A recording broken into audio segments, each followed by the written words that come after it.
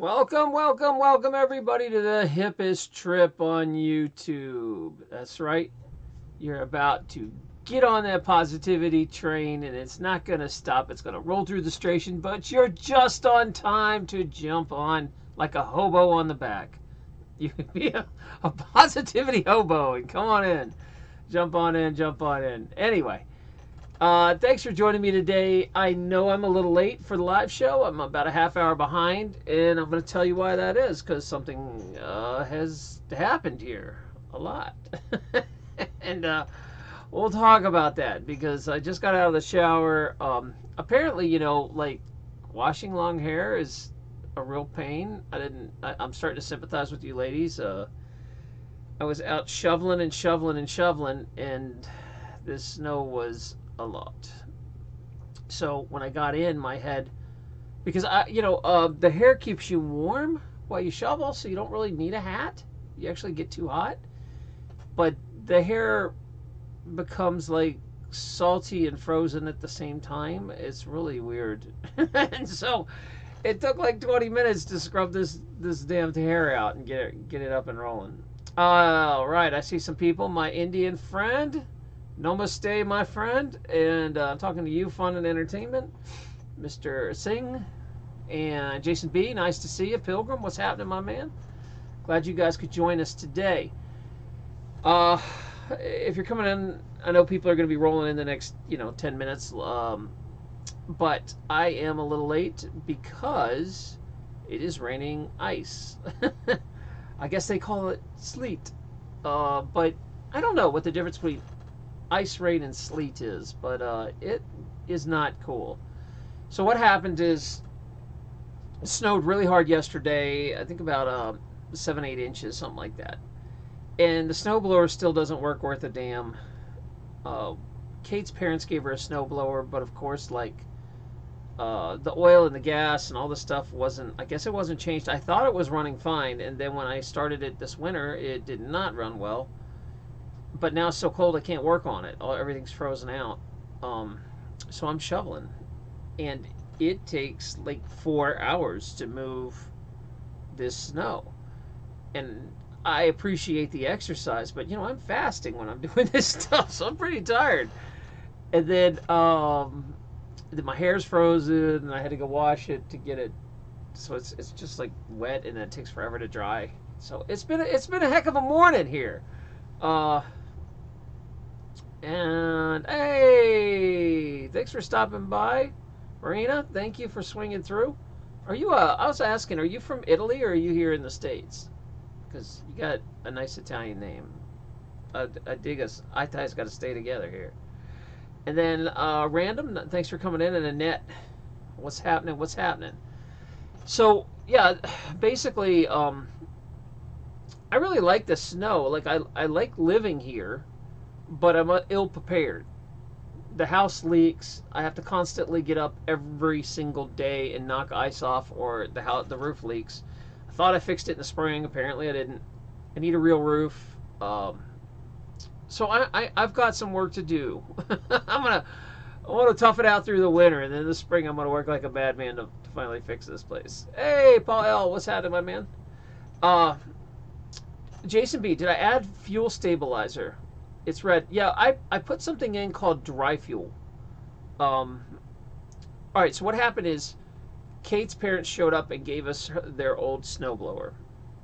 And I tested it in the spring. I mean, I guess it was the end of the summer. And then it sounded like it ran okay. So first cold day comes out, and this thing is like revving. It's going it's like shooting snow and shooting snow. So it's like getting half power. So I ask around, and people think it's either old gas, old oil, or like a dirty carb, old oil, or a bad spark plug. And unfortunately, because everything's frozen down, I really don't have a place to work on it. And so I'm shoveling it right now. And not that I don't appreciate the exercise, but man, sometimes it sucks. Like shoveling just sucks. I'm staying positive. I am, good exercise. Like my arms are like jacked right now. You should see the size of these things. But they are swollen from moving hundreds of, probably, shoot. Because what happened was, I wake up, Kate's like, I got to go to work, shovel the driveway, so I'm out there shoveling it. And the rain, it snowed yesterday, and then this morning it started sleeting. So I'm out there shoveling, and I'm trying to move the snow before it becomes a gigantic ice ball. And the plow comes right as I get my driveway done and snows me back in, and I'm like, I'm like yelling at the plow guy, and he's laughing. He thinks it's probably hilarious, but it made about 2 or 3 more hours of work because I had to dig this bank out, and the weight of the snow got heavier and heavier, and it is just sleeting now, like where the plants are frozen. They look like this is something I didn't understand. When you live down south, you see these Christmas decorations that are like icicles. But when you live up north, that's really what they look like. The trees really look like that. It's like a plastic coating. This ice is beautiful. It's beautiful, but it's very heavy. And of course I have a bad roof, so I have to constantly rake the ice out of that. And it's just been a hell of a morning. So I'm running really late. I'm sorry I didn't start the show on time, guys. But and I'm a little tired. I'm not gonna lie to you. So I don't know how much high energy I can get out of me. My high tribe vibe will have to carry me. Oh, Marina, you're in Italy, Rome. All right, ciao bella. I like Rome. Been there once. It was fun. My family's from Torre del Greco near Naples, Napoli. I got to work on my Italian though. My Italian's terrible, terrible. I'm not very good with languages, and I'm thinking I really want to learn a language, but Italian is what I should learn because I'm Italian, right? But I can only use it in Italy, and I'm thinking, well, maybe I better learn Spanish because I could use it like everywhere, all in just about all of South America and Mexico and Spain, and I mean, Spanish seems more useful, but I kind of want to learn Italian. Only so much time. I wish I could learn languages, though. That is really hard. Oh, Jason. So I put this dry fuel in it, and it really didn't fix it much. So I either got to drain all the fuel or drain all the oil and clean the carb, which I'm not really looking forward to. I got to figure out how to do it. I don't know jack about small engines, so there you go. All right. So we're going to... I was supposed to have a guest on with me, and I feel really bad because... he was emailing me, and I didn't realize how late it was shoveling, but I had to get all this done because the ice is making the snow heavier and heavier by the minute. And I knew if I didn't clear this, it was like a 2-foot bank that the plow put in front of the road, in front of my driveway.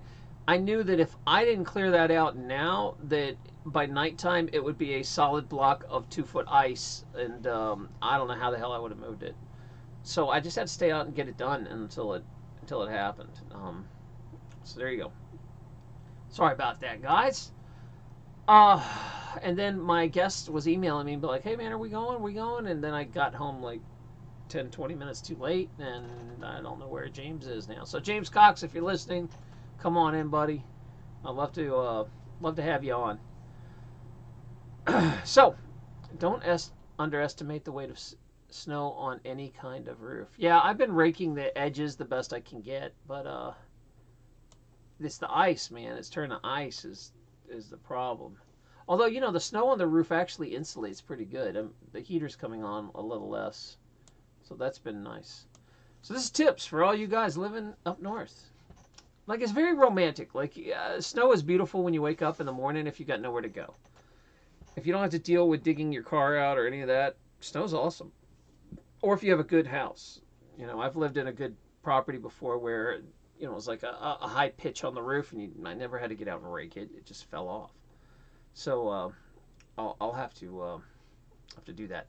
Anyway, so if you live up north, feel free to come fix my snowblower. Talking to you, Canadian friends. I know they know how. Where is Vicky? Vicky comes on here all the time, and she knows a lot about small engines. I've been trying to get her to come fix it. Yeah, I need a snowplow on the Zombulance. I'm not opposed to that idea. I mean, I think it could plow. I mean, it's a strong engine. I don't know how you'd hook it up, but I bet it you could. I mean, it seems like a very versatile thing, and I don't know how they attach a snowplow. Do you bolt it on? Do you have to weld it on? Like, I don't. I never messed with one, but I'd be very interested. Snowplow equals wear and tear on the engine. Yeah, what I need to do is make enough money that I can just pay someone to do this stuff. Someone that already has a snowplow. that's a game plan. I just need to up my game and start making more money, and then that becomes someone else's problem. I can. Oh yeah, I know. I can't wait to Jarrell. I'm gonna really deck it out, man. When it comes springtime, I'm not sure what it would do though. I don't know. Like I, I don't know if I don't think I'll do a zombie theme. But I feel like doing something silly or fun with it. You guys will have to help me. Just like it's a big black blank canvas. This ambulance I own, and we could paint anything on there. So what do we put? And I was showing all that like '70s graphic van art, which I was, the wizards. I'd love me some '70s van art. That would be great. But also I'd like anything. Like I'd even put a picture of the black cat on. Put cool cat on there just because he's cute. I could put like honk if you love black cats on the back, and everybody will honk as they drive by. Oh, it's so silly. All right, a cattle catcher. Yeah, I'll. Because I'm sure I'll get great gas mileage with a cattle catcher on the front.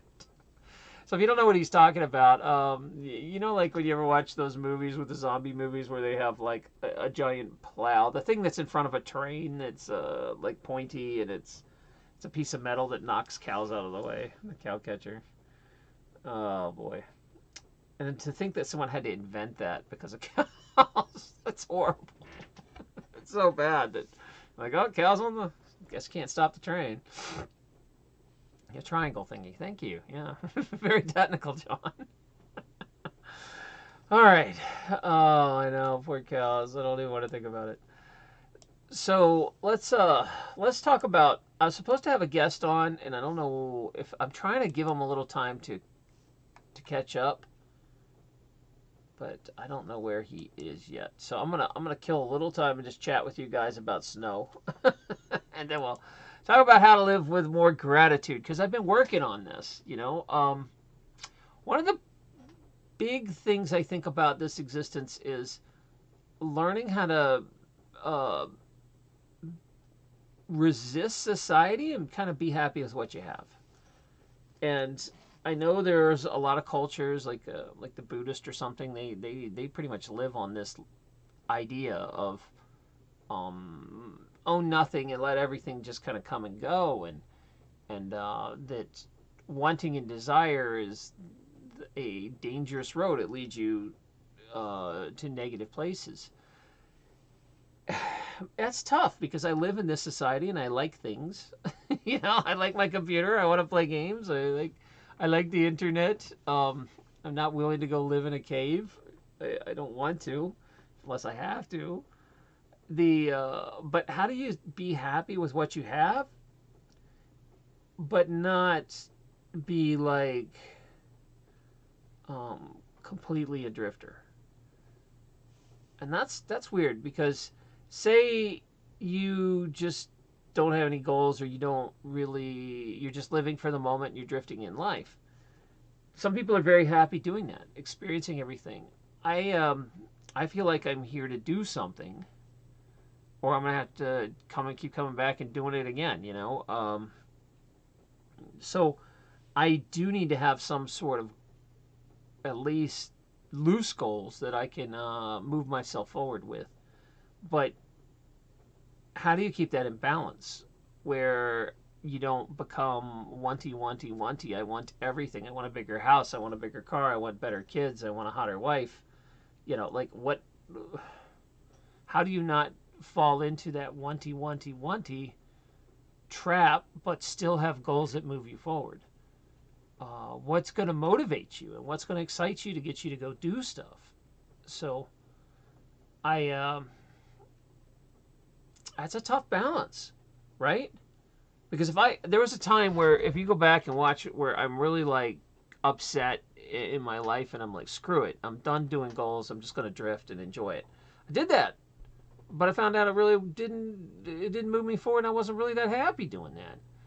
That I'm happier creating and doing things. I don't know if that makes sense. So how do you be happy with what you have? And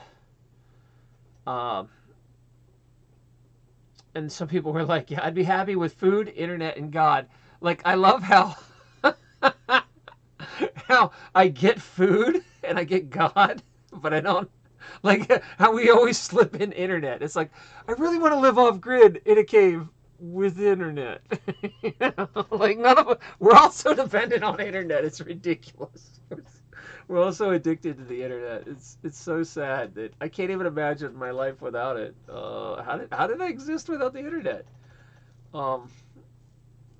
It's funny. I don't know, John. I mean, unless like, you know that question they always ask you, if you took money out of the equation, what would you do to be happy? Say somebody came and gave you $1 billion and money, you no longer had to do things for money. You had enough to survive forever. What would you do? And you have to ask yourself that. What would I do if money wasn't an issue? And a lot, I can honestly say I'd probably be doing what I'm doing because I'm practically making nothing now. So money's not. I'd still be doing this, probably what I'm doing. Although I think I would be building some cool sort of community and building things, houses and stuff. That's what's up. So. So money's not an issue for you right now. Oh, well, all right. You're set for life. Come. I got a Patreon. if you're set for life, let's talk. But I would say you got to answer that question then. The money's not an issue. What do you want to do? All of a sudden you wake up, guys, and for some of you that's hard to imagine, but pretend everything in your life's paid off. Pretend you have enough money that you can write a check to go or do anything you want. What do you do? What do you do in this existence that is meaningful and has purpose? That's the question. And how do you be happy with it? When in your life do you get to a point where you can say, I have enough. I don't need anything else. I'm happy. And that's tough. There are people that cannot ever be happy with what they have. They always want a nicer car, bigger house, hotter wife, whatever the issue is. How do you deal with that? And how do we get to a point where you can do that without being self-destructive? And that is what I was hoping to talk to my guest about. Because he seems to have a pretty good life, but he is not here. So we're gonna keep wanting. So the trick, he says, is to stop wanting. So how do you stop wanting? And I wish my friend, hey, Mike Jarrell, if Undave's around, I don't know if you could drop him something on Telegram, but Undave's a Buddhist. He would know this answer. I think the Buddhists are real big about letting go of wanting. So if Undave's around, could you find him? I'm a little busy on this, but yeah. So how do you be happy with what you have? And I think you can actually train yourself to be happy with what you have. Yeah, Raquel says start trusting in your God. I do believe faith, or whatever your form of faith is, really helps. Like, sometimes I'll get so caught up in the little minutia of life, and then I'm like, I'm just down here in this reality. I can do whatever I want. It's not, none of this is real. This is just a testing ground. This is This is just a blink of the eye, you know. None of this is worth getting upset about here. And I do believe that that helps chill you out and calm you down. It is hard because we live in this society where everything around us tells us what to want, what to eat, what to do, and you have to consciously clash with society to do the right thing.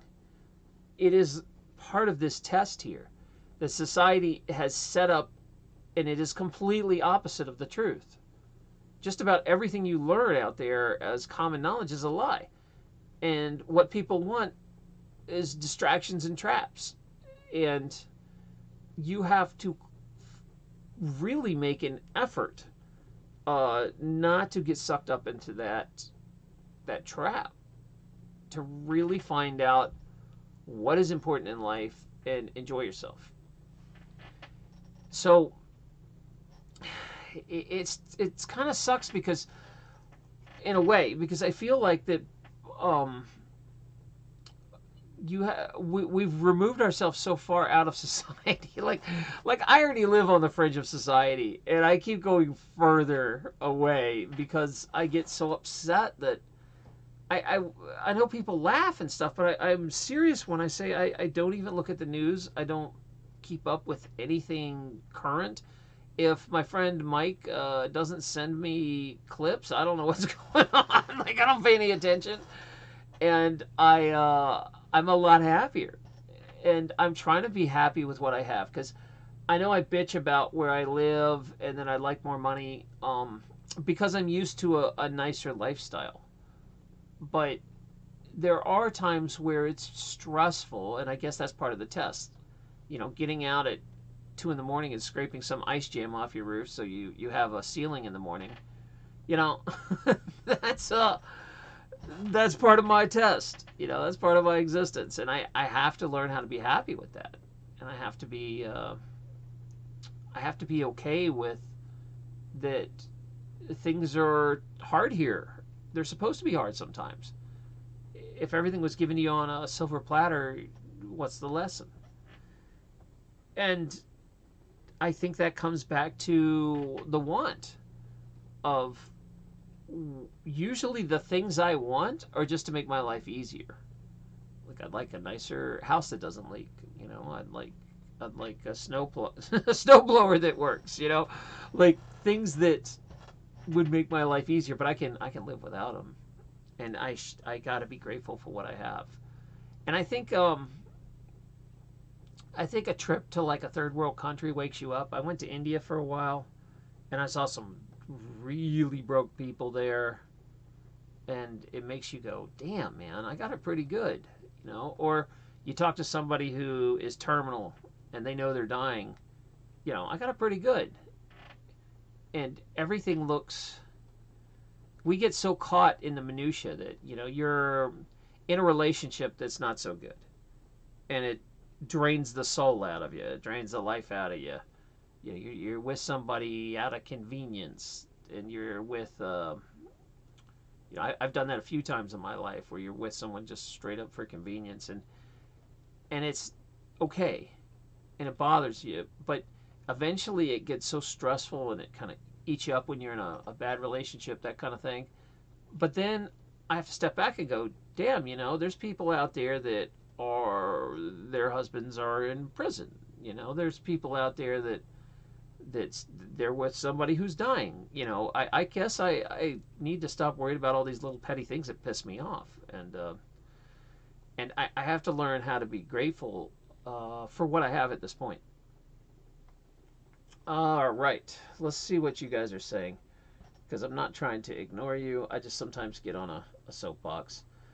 John says, I get my news from Unirock now. Yeah, that's probably actually a pretty good way to get it. If you're in the news, Unirock's your man. He's good at that. He hate me. I'm broke every month, so yeah, slavery sucks. Now, here's the point, is I'm not trying to say be grateful to be broke, because I know it can be stressful, but you can say this is a lesson I'm supposed to be learning here for some reason. And just because the money, maybe your lesson is to get to a point where you become more self-reliant, self-independent, and start making more money. Do something, shift gears, do something that makes you happy, hit your breaking point and move on. I don't know what your lesson is, but it's in there somewhere. All these are lessons. You just have to be listening. And yeah, Robert, I'm so broke, it's no joke. So you want some? All right, we'll start doing some broke jokes. So I'm so broke that when I go to the park, the ducks throw bread at me. I'm so broke that when I go to KFC, I have to lick other people's fingers. Oh.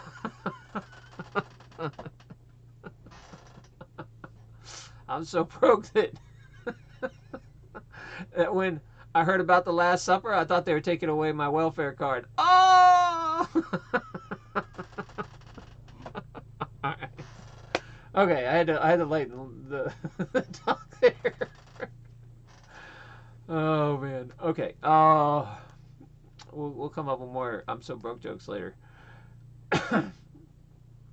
So, um, Raquel was saying Egypt was an eye-opening experience for me. They don't have dryers for clothing, only washers. They hang everything up to dry. Yeah, Raquel, I had heard that too. Kate lived in South Africa for a while, and she told me nobody owned dryers. That it was just, I guess, too expensive to run that kind of power, or maybe they just don't let them use that kind of power to dry. And everybody just, and a lot of people didn't own washers either. You would buy packets in like a washboard in the tub, and these were like nice places that you'd have an apartment and there was no washer hookup. She told me that for 5 years she had to do her laundry in the tub, and I was like, really? And that South Africa, that's just kind of like a thing. So, yeah, I keep getting caught up in the minutia. Like I just had a really tough morning of shoveling snow. I am tired. My muscles are swollen and they hurt, and and I'm bitching about my snowblower doesn't work and all this stuff, and then I got to step back and be like, man, I'm so grateful to even have a house, and I'm grateful to be in pretty good health, and I'm grateful that I have a loving community. I can come on here and bitch and be upset, and I will get so much love from you guys. It's amazing, and I'll come out like feeling amazing. So I'm very grateful for that, and I'm trying to live a much more grateful and humble life. And I'm trying to turn my want factor down. Like I want to do stuff, but I want to do stuff like to help other people. I want to do cool stuff to, you know. I don't necessarily. You never hear me say, "Man, I'd really like to have a BMW," or "Boy, I really want a house that has 3,000 feet." Or that's just not me. It's like I want to build like an off-grid community. I want to have I want to build like do community events. I want to do learn how to grow food better. I want to become more independent. That sort of stuff. Those are important to me. Um, oh gosh, I gotta adjust myself. My shoulder. So I broke this shoulder in a rugby game a long time ago, and it still that shoveling. Not so good. Hey James, you showed up. Here we are. All right, James, if you want to come on air, I don't know if you caught the beginning of this, but I was talking about how to be grateful, and if you would like to come by, I can send you a link. You just have to check your email, let me know, and I will set that up. Otherwise, I don't know what's up. So, yeah. Hey, Rockin' Robin, thanks for coming. I appreciate that. Like I was telling everybody, totally my fault, James. I was shoveling, and I had to finish the shoveling, or there would be bad things that happens. Okay, let me, you guys talk amongst yourselves for a minute. I'm going to bring James on, and it's going to take me a minute to set that up. Talk amongst yourselves like coffee talk. So we're going to talk about schnitzels and lox and schmears and bagels. Talk amongst yourselves. All right. Let me get this all set up. And Hopefully this works. James, I'll send you a link in a minute. I just got to figure out how to start Hangouts while I'm on air with the camera. I'm hoping I can do both. I had just never done this when the... I don't know if the computer's going to freak out that I have 2 camera sources going, so let's see.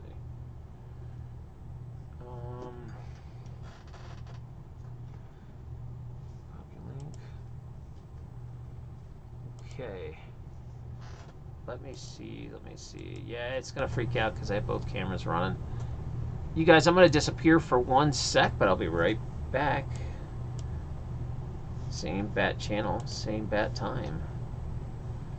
Oh, man, I can't get to this. Where is it, James? Killing me, James. You're killing me. All right. Hold on. Let's see. I might disappear here for a sec. Whoop. And sorry about this, guys, but I do want to get him on here, and I'm hoping this will fix it. So let's find out.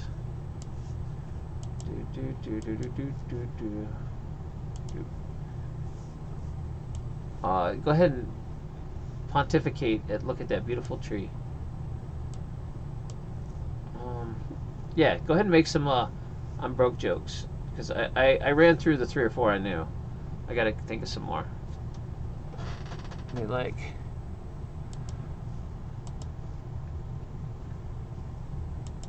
copy. Yeah, James, I think I had to set it up before I started OSB. I can't get in OBS. I can't seem to bring you in on the webcam. Damn. Yeah, sorry, James. It's not going to work. I had to set it up without... I'd have to kill the whole stream to pull you back in. I think I can do it, but I might have to kill the stream for a sec. You guys, I'm going to disappear for a minute. Maybe? Man, where's Udo Rock when you need him? Alright.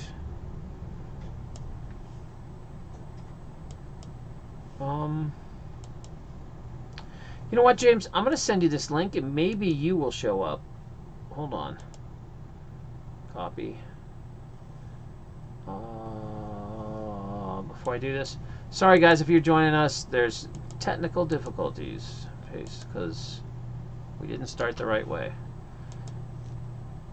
Alright, James, check your email. It's coming through. See if you can join that, and I'll see what I can do here.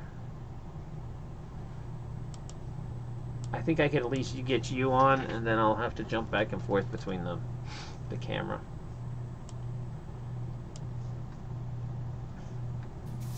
Hey, there you are. Let's see if the voice is working. Can I hear you? Can you hear me? Yeah. Yeah, we're good on yours. I'm just not going to have an image, but I can get you. Although it's kind of close. I don't know if you want to back that up a little. Let's see. Can you guys see James okay? Is he coming in? And we'll see.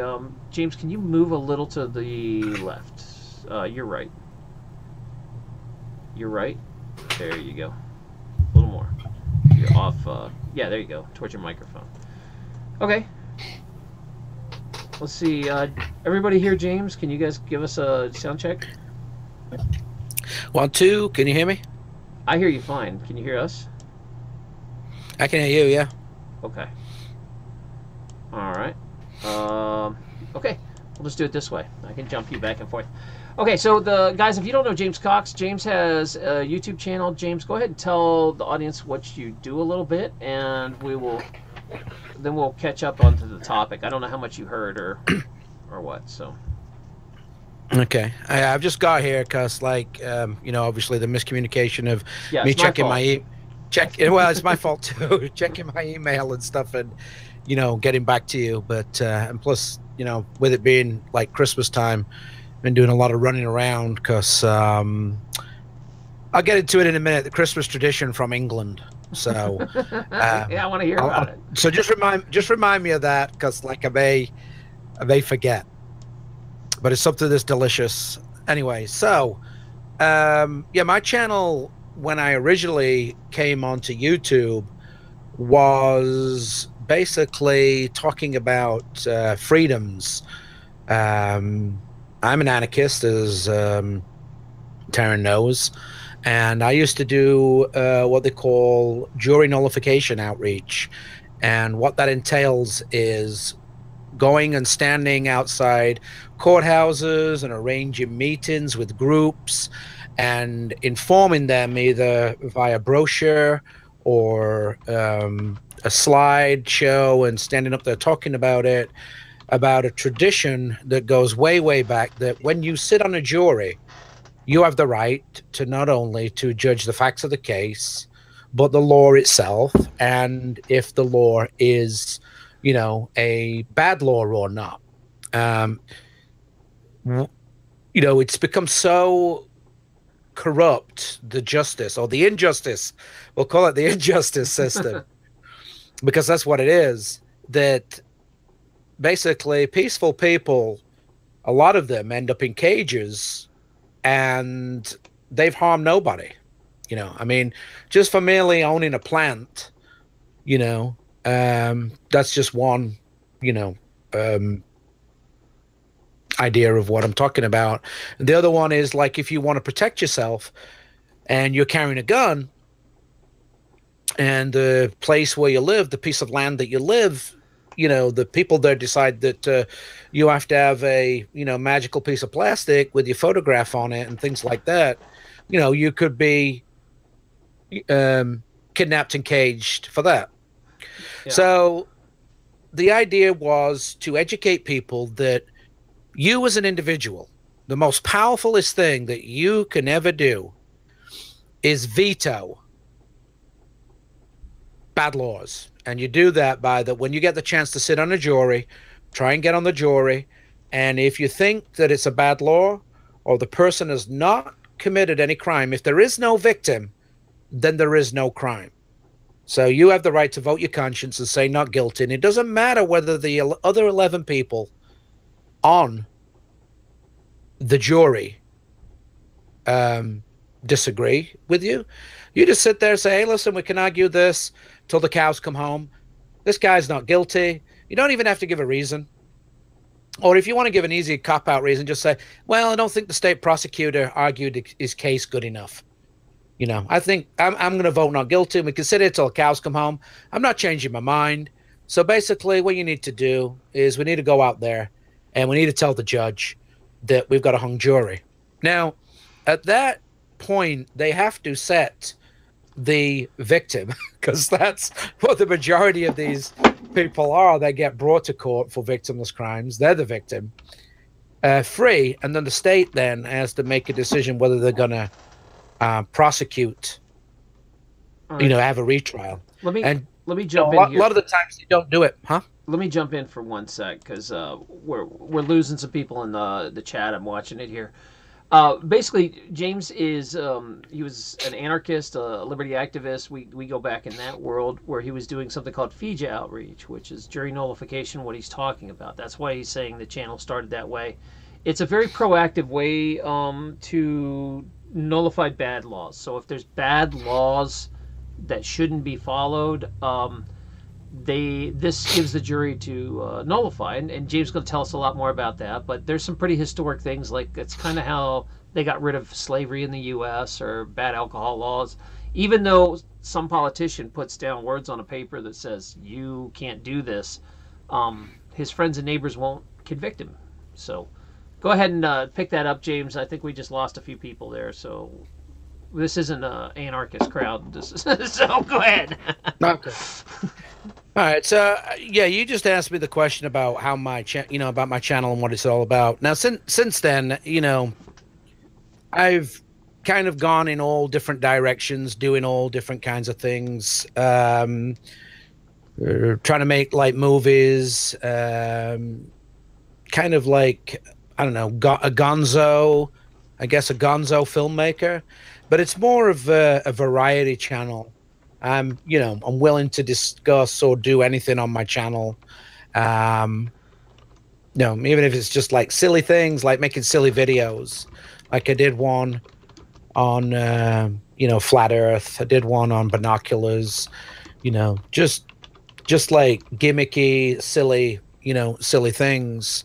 And I think that it's more of an artistic way of presenting oneself, just a bit of comedy, a bit of laugh, fun. But yeah, because your channel, your channel's a lot of fun. Like there's the times there I just watch for entertainment purely. I just go there and just laugh. So there's some things. We're kind of similar. That sometimes I just do just fun, entertaining, not trying to be serious. And then you have some really serious stuff on there. So it's kind of like, you've been on YouTube a long time, so it's evolved. Yeah, I've been on 10 years, over 10 years now. Yeah. And I just, whenever I get some kind of idea in my head, I'll go and make it, make the video. Like I did a Pink Floyd, just words of a Pink Floyd video. I did John Lennon watching the wheels go by, and it's just jump cut edits. And if you want to learn editing skills, you've got to have something that you've got to film, right? You can't, unless you get somebody else's video. But then, if you post that on YouTube, it's probably going to get flagged, and your channel's going to probably get taken down. So you need to do your own.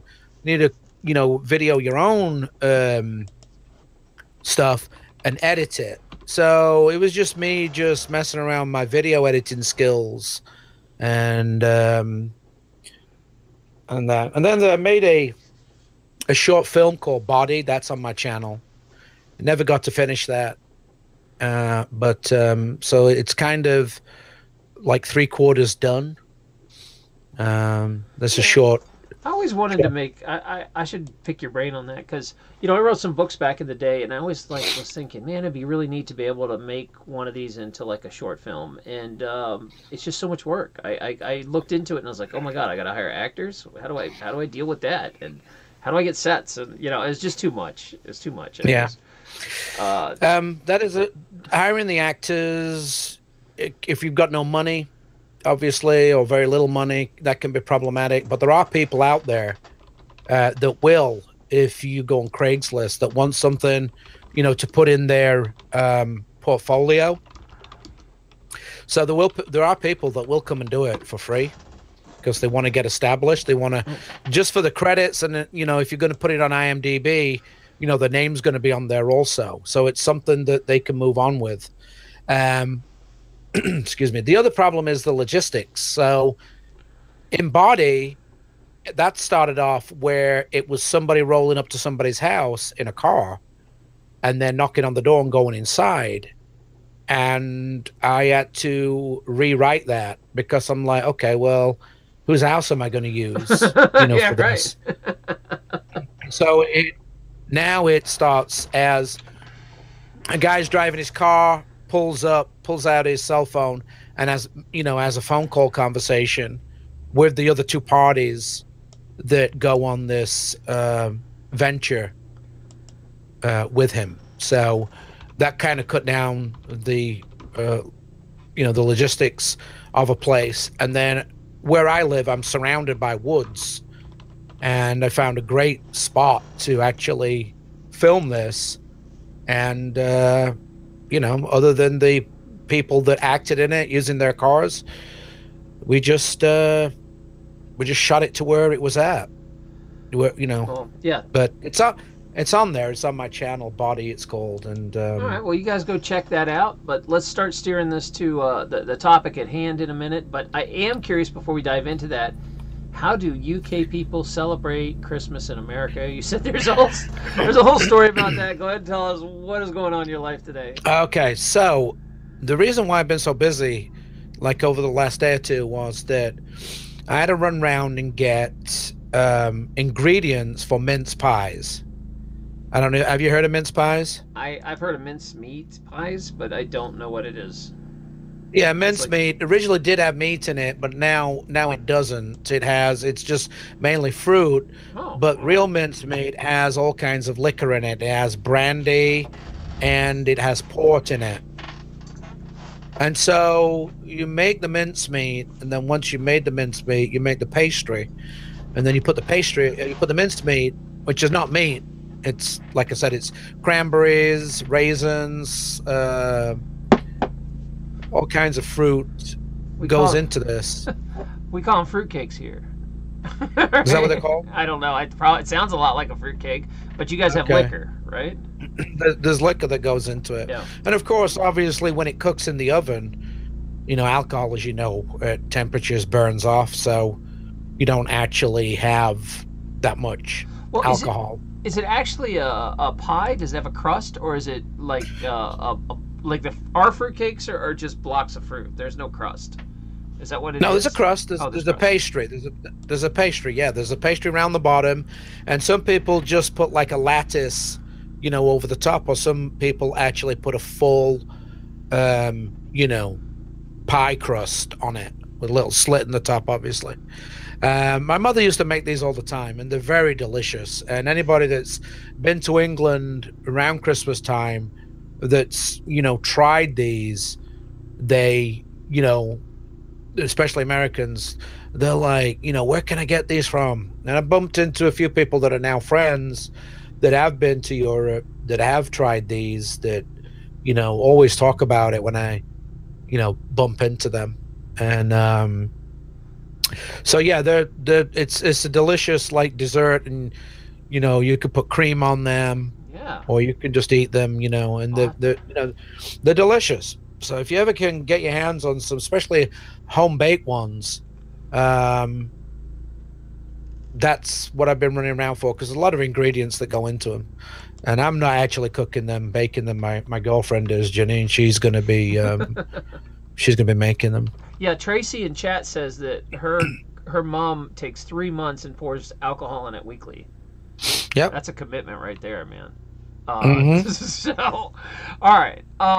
If you guys, we have some people coming in late, James. There's some people. So let me rehash what happened in the beginning, real quick for catch you guys up. So the reason my show's late is because there was a snowstorm and I had a shovel, and then there was an ice storm this morning, and I had to move the snow before it became a solid block of ice, and I could never get my car out.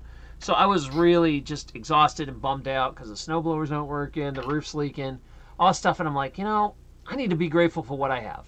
I have to figure out, even though these are lessons here, how do I be grateful for what I have? And it's a big problem, I think, in society that people are chronically unhappy because they want more. They want a bigger car, better wife, a better looking girl, whatever, a nicer house, whatever their thing is. I don't know, whatever it is, but it always is some sort of want. How do you learn to be happy with what you have, and how do you do it without being a complete drifting in the wind kind of thing? Like, how do you get? I could go to a point and be like, screw it, I'm happy with everything I have, I'm just going to live for the moment and exist. But when I do that, I'm not happy. I usually need a little more out of life. So my question is, how do you be grateful with what you have and not take it to a self-destructive point? So I'm throwing it over to you, James. There's the topic of the day. Well, my opinion on this is that you've got to first of all try and just be yourself and be original, and think about that you're more fortunate than others. Some people are born into this world with disabilities, and a lot of those people are happy and content with how they are and what they want, or what they're doing.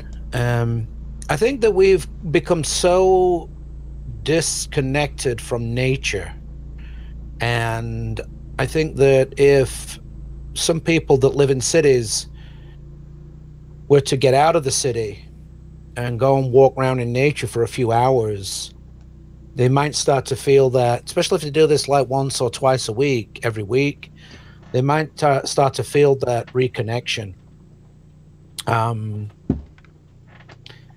We live on a huge planet, and there's lots of things to see, and there's lots of things to do. And I think that, just being alive is, it's a great experience.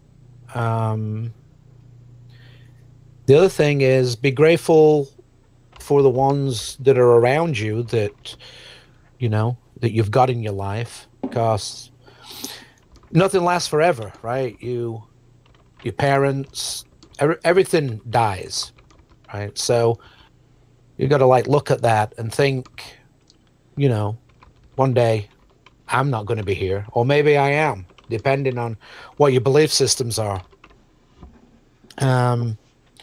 So I think there's a lot to be grateful for. And I think that just getting up in the morning and, you know, sucking in air and being able to go outside and just look around, look at the, you know, the magnificence of this great planet that we live on. I think that's wise advice, because one of the times I feel most connected is when I'm hiking in nature. Like when I'm really stressed out, I will go to nature, and there's something about just being in that kind of electrical environment or just generating, I don't know what it is, but it clears my mind. And after about a half hour to an hour of hiking, I get like amazing ideas and insights, and I come back fired up. Um, I really am guilty of needing to do that more. Also, how do you feel about how do you think you control wanting? Because a lot of cultures like Buddhist and stuff, they think the problem ultimately stems from desire and wanting things. Why aren't you happy with what you already have? So I'm tossing it back to you. Well, I think a lot of people still watch television, and you know, they are, I don't know what's the word I'm looking for. Asleep? They, I don't want to really say that they're asleep. I think Distracted. Manipulated. I think by, you know, by advertisements. You know, I've certainly been guilty of it in the past. I think you can get manipulated easily by seeing something and say, wow, that's cool. I really want one of those. I really want one of those. And then next minute, you know, you're going out and, you know, you're buying one. Like when the first iPhone came out, I went and bought that, you know. So I'm definitely guilty of that. It's hard because, you know, we live in a society that is, everything we do is like walking around in advertisements. And since the day you're born, people are telling you you have to go to college, you have to want more, you have to have a nicer place, you have to keep up with the Joneses. And there's a social guilt if you check out. And especially, like, me and James are both anarchists. You know, we're already on the fringes like of society. And I just keep going further and further because I stopped giving a crap what people expected of me and what to do. And it's freeing, but it does set you aside. You have to kind of find your own tribe to hang out with, or it's really lonely. You know, it's tough because I can't communicate normally. Like if I were to go to a civic function, I wouldn't have a clue what people were talking about. You know, I'm I don't know. Going back to that, there's a book I only started reading it. You're talking about these wants, these desires. I think that you know, a lot of them are created, and it's I don't know if you've heard of it. It's called Propaganda by Edward Bernays. I don't know it. Tell us about it. Okay, so one of the things that Edward Bernays, you know, like back in the past, it was frowned upon for women to smoke. You know that? No, I did see ads about blowing it in their face and they'll follow you anywhere. Like all the old sexist ads. Women were not allowed to smoke. It was, you know, only men could smoke. So this guy, through consciously and intelligently manipulating people, and how he did this was that I believe there was a Thanksgiving Day parade or something like that. And you know, like how the parade stops at a certain point where all the press are and all the cameras are. You've seen that, yeah, right? They stop and they talk, and they talk and they mention what's in the parade. Well, apparently he got these women, like, that were marching in the parade to have a packet of cigarettes in their garters under their dresses, under their skirts. And as they pulled up and stopped, he said, "All right, girls, pull out your liberty torches," or something like that. And these women, took out the cigarettes, put one in their mouth and lit it, and, smoked in front of the cameras. And, before you know it, it was all in the press. And then cigarette sales just went, through the roof. So that's just an idea of the manipulation. And do you mind if I just read you a little bit from chapter 1? As long as you don't put us to sleep, yeah. Don't. I'll just read the first. I'll just read the first part. Okay, go ahead. But I'll cut you off if it gets too much. But all right, go. Yeah, I'm not going to be too long. It's just the first paragraph. Chapter 1: Organizing Chaos. The conscious and intelligent manipulation of the organized habits and opinions of the masses is an important element in democratic society.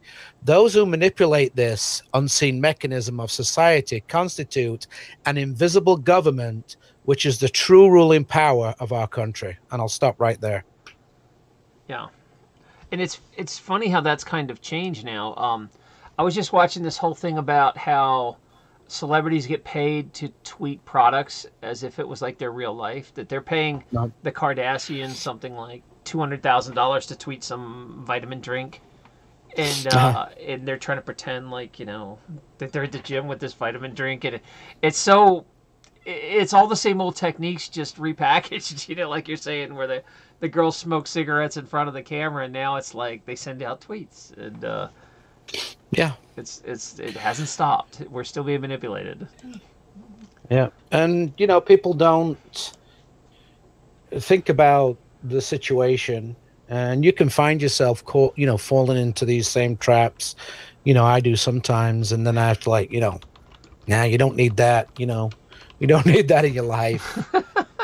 It takes a while, because imagine in my younger days, you don't realize you're being manipulated. You don't realize, you're just doing what all your friends are doing. We're all watching Saturday morning cartoons together. We're not realizing the ads on there are creating want, from a young age. You want the toys.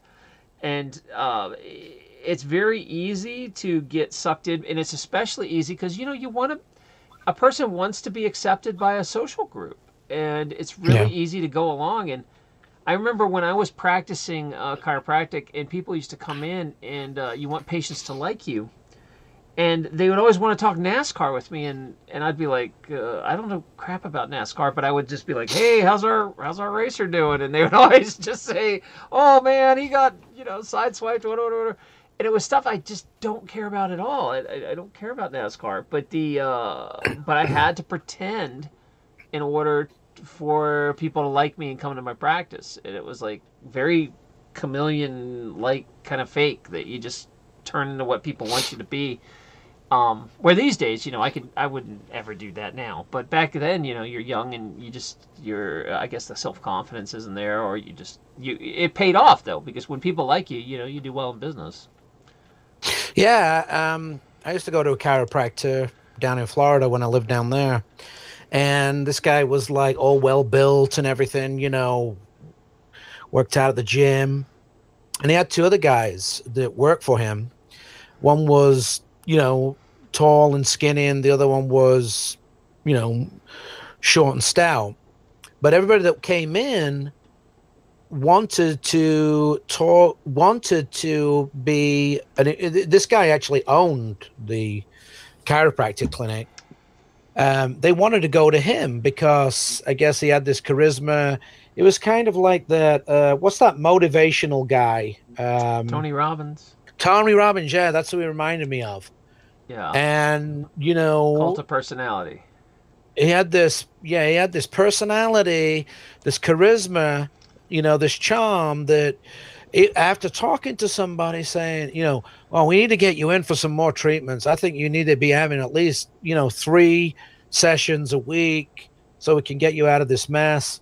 And I think that we should, our masseuse here, we should have you, visit them once or twice a week. How's that sound? And they'd be, once they jumped off the table, they'd be up there at the counter paying for it. I mean, that's right. Some people. You come 3 times a week until my boat's paid for. Did you know exactly. That? That's your prescription. Yeah.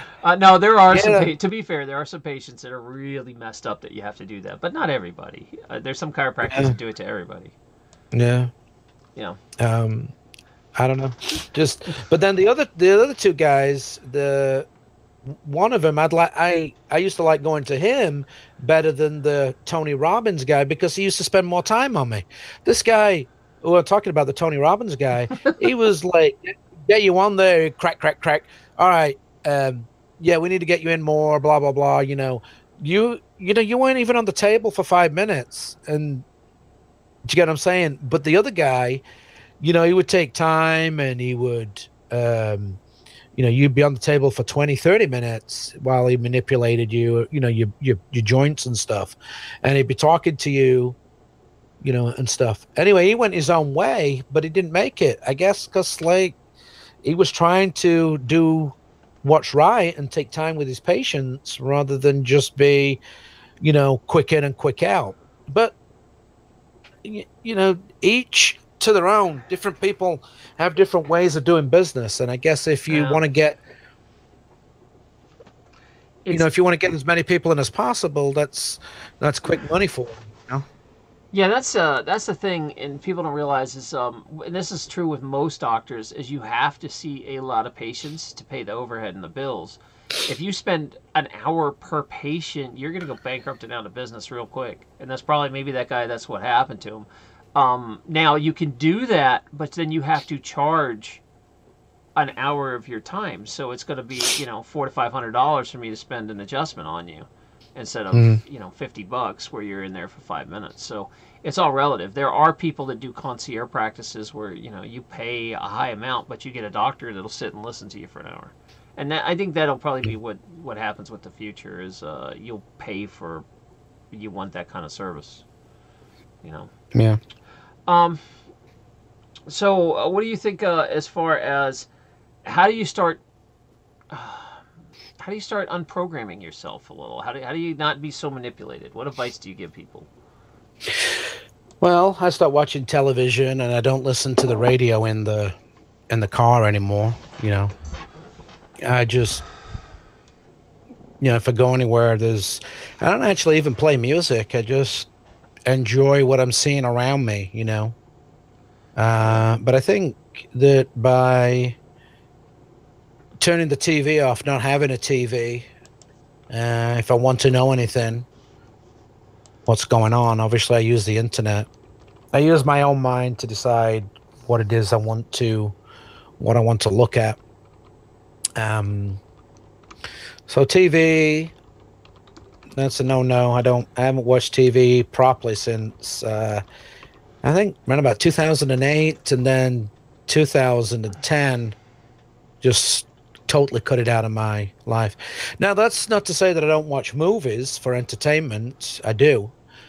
But then, by doing, cutting the TV off, you get to see certain things in movies that you never, I'm thinking anyway myself, that I never saw before,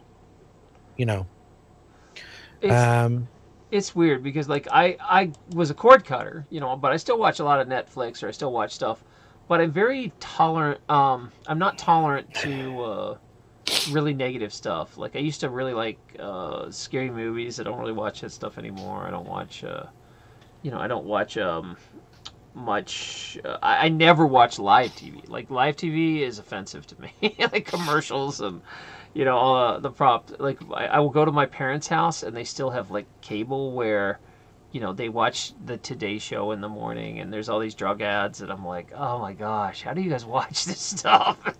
It hurts me to watch it. It hurts. I want to tell you something about that. Actually, when I came to the United States, because I'm originally from England, and I came to the United States in 2000 and then settled here in 2002. And one of my friends back in England, I was telling him that, about the commercials for drugs being pushed down people's throats, and I'm like, you know, like telling him, do you feel unhappy? Do you feel like you don't want to get out of bed in the morning? Then you may have chronic depression. You need to go to our website and take our survey and blah blah blah blah blah. And if you feel as though that some of this is what you have, then you may need to see a doctor and get on whatever drug it was. And he's like, really? They do that? I'm like, yeah. I'm like, every 15 minutes when there's a commercial break on all these drugs for different things are like. They don't do that in England? You don't have drug No. Wow. No. Because of the socialized medicine, you don't have to really. Is your government pay for all your drugs, or yeah? How does that work? Well, I mean, there is socialized medicine. I think you do have to pay for your drugs, if you get a prescription, but they don't cost like they do over here.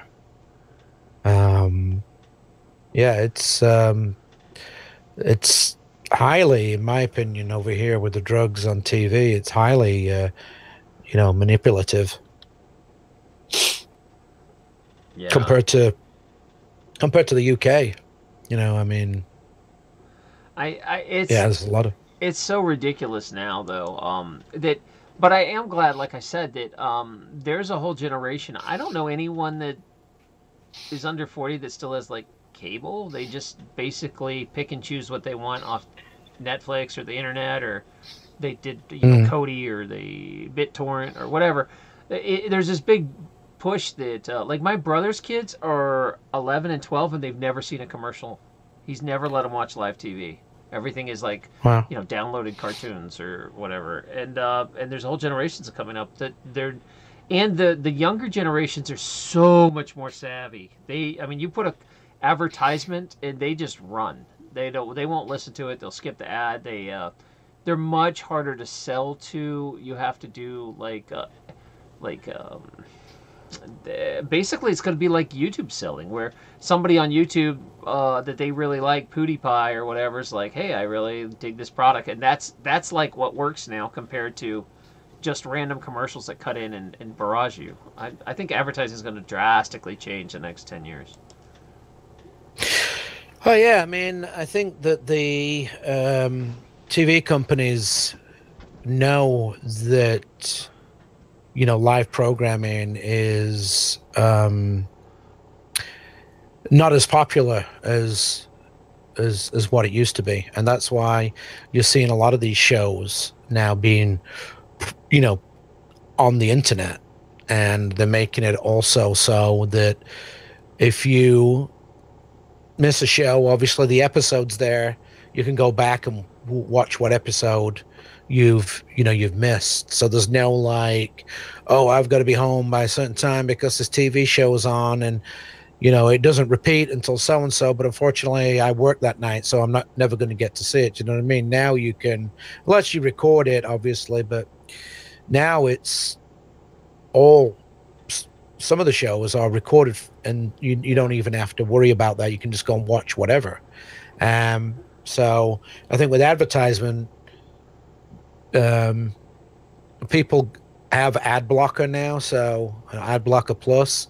So I guess you could put that on it and stop the, TV ads being played, I guess. I guess. I mean, the only thing people really still have cable for is the guys that like sports. They still watch live sports. And I'm a rugby fan, and I played rugby most of my life. And with rugby, for you guys that don't know, there's no downs, so there's no stopping. It's like soccer. And what would happen is people didn't want to show rugby on TV because they couldn't stop it and put an ad in.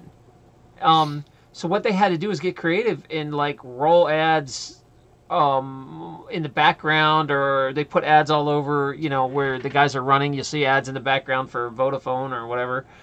And that was their solution to live TV and advertising. And I'm hoping other sports start, following that, because they love American football because there's a stop, there's a stop, there's a stop, there's a stop. I mean, football is so painfully slow. I don't know how you guys watch it. I don't know. Yeah. Funny you should bring this up, actually, because one of my first jobs over here was in a call center, and this guy calls in and I get taught. He says, I detect English accents. Are you into soccer? And I'm like, yeah. So we're starting to having this conversation, and he's telling me that basically he's a soccer scout. You know, he goes, shows up at matches looking for talent. And he was telling me that the reason why there's not sports like what you mentioned, where there's no stops, is because like the NFL and basketball, and I think you mentioned one other. Is there stops in hockey? Oh, hockey, yeah, they do, and yeah, and baseball has a lot of stops. Baseball's torture yeah, to watch. They actually the reason why soccer and other sports like that are not popular over here in the United States is because they pay to keep them off television, believe it or not. That's what he told me. Yeah, they pay to keep it off TV. Yeah, they just can't figure out how to advertise it. Now it's getting better, like, for that, but, you know, I'm not really a big sports fan, so I honestly... I mean, either. I used to play... that's another commonality you and I have. I used to play rugby in school. Ah, really? What position did you play? Hooker. I was a hooker. Really? You were a hooker too?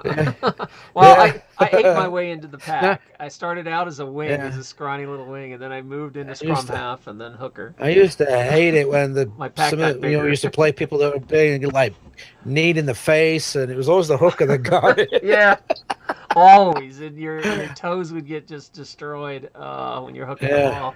That's awesome. I didn't know you were a hooker. That makes sense. Played it for like similar bodies, and then after a while, you know, I played like 20 years, so you kind of move through the whole, like I played in the back line and all that. And anyway, these guys don't know what we're talking about. Let me get back to it. Somebody said, LOL, you hookers. That's true.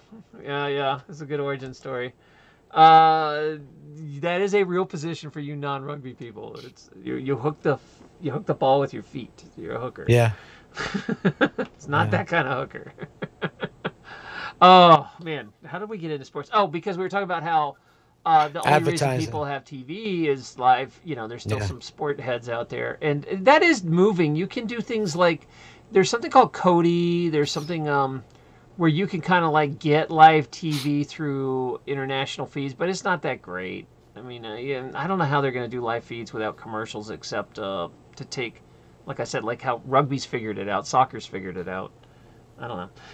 Point being, though, is ads are starting to go away because I think people are getting really, they're getting so savvy and they're like, they don't work on the younger generation. People, you know, you can't advertise to a 20-year-old kid. They run. If you put an ad unless it's something that they want, you know. Yeah, but, like an Xbox or, you know, a phone that'll do something that other phones won't do. If it's something techie, I guess that can be sold. Maybe that still works, but I think that they're much more savvy. They'll go on YouTube and be like, okay, let's see reviews of people playing with this phone before I ever purchase it. You know, where's the cheapest place I can get it? You know, they're way savvy. So yeah, those youngins. Speaking of, we're supposed to be talking about not having wants and needs and getting rid of it, and we were like, hey, let's talk about phones. So that's it. I'm gonna work on being more grateful for what I have. I really have to focus on that and stop complaining and stop, you know, getting caught up in life's minutia. I'm working. There's no point in complaining anyway, because nobody cares whether you complain or not. No. Don't make it a difference. But I do believe in manifesting and attracting energy, and I feel like if all you do is bitch about something, that becomes a focus and you draw energy to it. Where I'm trying to focus on positive things. That, you know, I do love my house, and it's coming along, and I do love having a snowblower. I just want it to work better. You know, one of these things. I'll figure it out. Yeah. I know you were talking about land and houses. Yeah. Which are not wants. They're needs. Yeah, that's you think? That's what people don't. yeah, I mean, there's only a few things in life, I think, that we need. And one is obviously air, because without air, we die. Water, that's another need. Food is another need. And shelter. And obviously, you've got to have somewhere to put a shelter because, you know, it has to go. It has to go somewhere. So maybe land or on the back of something that's got wheels on it. Who knows? But, that still has to be moved around on land. So, these are what I think I would classify as needs and not wants. That's good, wise. Yeah, I keep talking about it because I feel like it's my next stage is to get land again and start building. At one point, I had a pretty big farm a few times in my life, and but I kind of want to move towards building alternative houses and playing with that and learning and having people come up and help. You had contacted me by email, and I emailed you back. You were like, "Man, you really should talk to me about which direction your show should go and stuff like that." And we never touched base again about that. And you called me, and I tried calling you back, and I don't know, James. Things don't connect well between me and you. So if you got some ideas and stuff you want to talk about on air, or we can do it off air, it's fine too. But about your channel direction, yeah, I think you're great at making documentaries and stuff like that. And I think that if you were to need to get some property to build and educate yourself and educate others while you are doing it, you could document this, you could do live documentaries, and you could also make a documentary as you're going along. And alternative lifestyles, I think, are interesting. I forget the name of the guy. He made one of these people that basically they gave up everything that they owned, like houses and stuff like that, to go and live in a certain place in Texas where they don't get harassed. I think it was Texas. I'll have to find the documentary and then send it to you. To go and live in like travel trailers and things like that. And he made a nice, pretty good documentary about that. And I think that people do get interested in alternative ways of living to this way that we are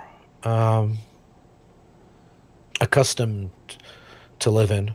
And well, there's something that's going down, and what happened is we've kind of had some people on this that the millennial generation that's coming up is inheriting like a mess, and 90% of the jobs out there are now part-time jobs. They can't get normal jobs anymore.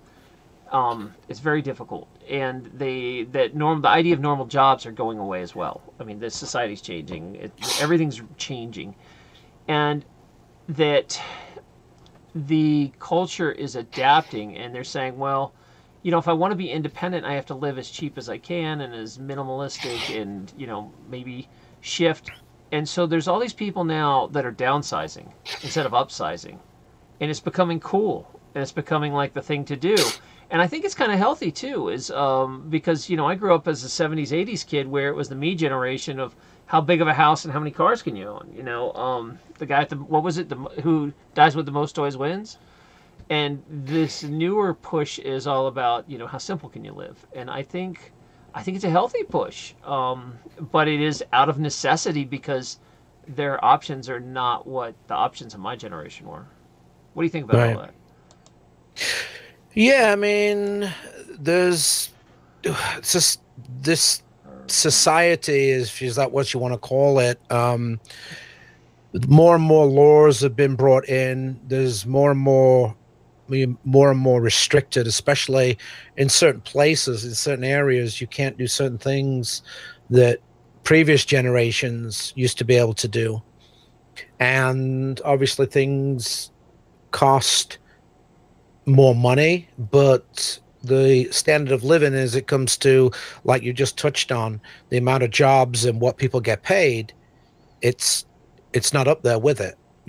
Unless you can come up with a great idea of a business and make money in that business than just working for somebody.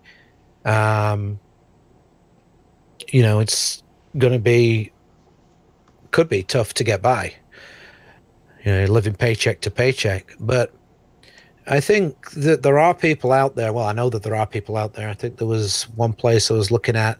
It was up in the hills of North Carolina. I think I mentioned it to you on one of your shows in the chat. These people have been up there now for a good number of years, although there's only a few of them that stay during the winter. But then come springtime, through summer, through the fall, they come back, and they've got these like shacks up there, and they live in the mountains. And it's all been built, and they can things, and you know, they basically live out the woods, you know. And I am seeing videos on YouTube about, you know, minimalistic people. That one guy, what did he have? He had like $100,000 job, and he had all these things and everything, and he just gave it up, and now he works in a grocery store part-time. And I forget if he lives out of a small apartment or something like that, because the pressure, you know, the socio-economic climate, of like, you got to have this done, and it's got to be on my desk by 12 o'clock tomorrow, otherwise you're fired. You know, that kind of attitude, you know, is just so stressful. Yeah, it's amazing, because I went through that personally. You know, I made a hell of a lot of money before I was 30, and as a doctor, and now, like, people are like, dude, why aren't you a doctor now? Because I choose to live a complete lifestyle of freedom. You know, I can come and go as I want. I'm much happier. I do what I want. I can look how I want. I can talk to people like I really am. I don't have to talk to you about NASCAR. You know, like, I'm me. I can be myself, where I feel like I have to kind of sell out in order to work in society, and that's tough. Mm-hmm. I don't want... I think a lot of people feel that way, that they can't be themselves at their job. Yeah. So yeah, one of my dreams is that would be to get some land, and I don't know, maybe live out of a school bus first and then build something. Yeah, do it. Me and you could, we come on up. We can share it. Where are you living these days? I don't even know. I'm in North Carolina, but still? I think okay. Yeah, I think that Tennessee is a better option, in all honesty, for building something on land. I'll tell you this: than New Hampshire and the rest of the states. I lived in West Virginia. And West Virginia is still like one of the absolute cheapest places you can go, where you can go and not be hassled. I mean, you can get 50 acres of farmland for like $50,000. You can. Right. West Virginia is so dirt cheap, but there's no jobs. But you have to bring your own. The job state with tax. Yeah, you'd have to create your own like internet-based job, I guess, right? But the state taxes, right? I think they have like a 6%. Yeah, because, you know, moving to New Hampshire is like an immediate raise. I have no state taxes here. I never pay taxes on anything as far as what I shop for. Amazon, they don't tax me. And then when I was living in Georgia, like, you immediately get taxed 8%. So just moving, my money buys 8% more. You know, isn't the property taxes, though, if you're going to own property, very high in New Hampshire? Yeah, it's brutally high because they don't have taxes anywhere else. So yeah, you know, compared to what I was paying in West Virginia, I had a 50-acre farm with gas rights, and I was paying under $500 of tax a year. Here, it's like $500 a month. I mean, it's crazy for a house. What are the building codes like? Because I know, like in I know, like in Tennessee, they're pretty. You know, they're pretty. It depends. Around the cities, they're just a pain in the ass like everywhere else. But New Hampshire still has about 10 counties with absolutely no zoning. No zoning boards, no nothing. And I live in one of those purposely, so I can do what the hell I want out here. Right. But I don't know how much longer that'll be around. But right now, it is. Right. So. Well, that's good. That's good. Yeah, I get what you say, though, because it is hard to be self-sufficient up here. Unless you had a bunch of greenhouses and you had Like living up north is hard to be self-sufficient. I don't know how the Canadians do it. I mean, I guess they live in, or you know, I see these shows on Iceland and they all have like giant greenhouses that I don't know. That's the only thing I can think of.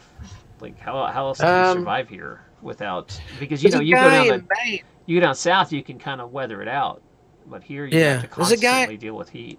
There's a guy in Maine, and I believe he spoke at Pork Fest, and he has a book like how to be self-sufficient on quarter of an acre or something. I think it's called. He did a talk. He did a talk at. Let me see what his name is. Oh, you're talking about that was Joel Saliston. I think he's out in California. The guy that everything I want to do is illegal. No. Okay. He's in Virginia, but Saliston is in Virginia. Oh, is that where he is? That's where his. I don't know. Yeah, that's where his farm is. I've never actually seen his stuff, but everybody says how good his stuff is. I've never actually watched it. Yeah, it's pretty good. When did he? Which Pork Fest are you talking about? Was it last year? Oh, it was some time back. I didn't actually attend the one, but I know that this guy actually spoke there because I saw something mentioned about it. All right. I have the books. What's his name? Mary Quinn is talking about Missoula. Where's Missoula, Mary? What state is that? I don't know where you guys are talking about. Is that Missouri? No, it says Missoula. So I think that's a town in, is that Mississippi? Oh, Montana. Oh, Montana. Yeah, Montana's supposed to be really pretty, but also cold. The guy's.